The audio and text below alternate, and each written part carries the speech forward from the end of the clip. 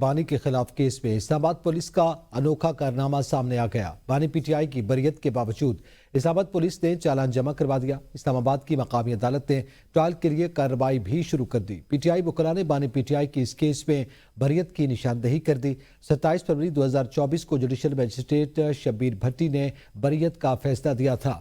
بانی کے خلاف کیس میں اسلام آباد پولیس کا انوکھا کارنامہ سامنے آ گیا ہے، جس کے مطابق بانی پی ٹی آئی کی بریت کے باوجود اسلام آباد پولیس نے چالان جمع کروا دیا۔ اسلام آباد کی مقامی عدالت نے ٹرائل کے لیے کارروائی بھی شروع کر دی اور اس حوالے سے آپ کو بتایا پی ٹی آئی وکلاء نے بانی پی ٹی آئی کی اس کیس میں بریت کی نشاندہی کر دی ہے۔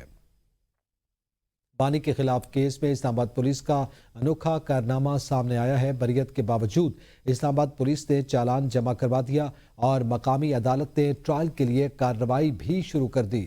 پی ٹی آئی وکلاء نے بانی پی ٹی آئی کی اس کیس میں بریت کی نشاندہی کر دی ہے۔ 27 فروری 2024 کو جوڈیشل مجسٹریٹ شبیر بھٹی نے بریت کا یہ فیصلہ دیا تھا، جس کے بعد اسلام آباد پولیس کا یہ کارنامہ سامنے آیا ہے۔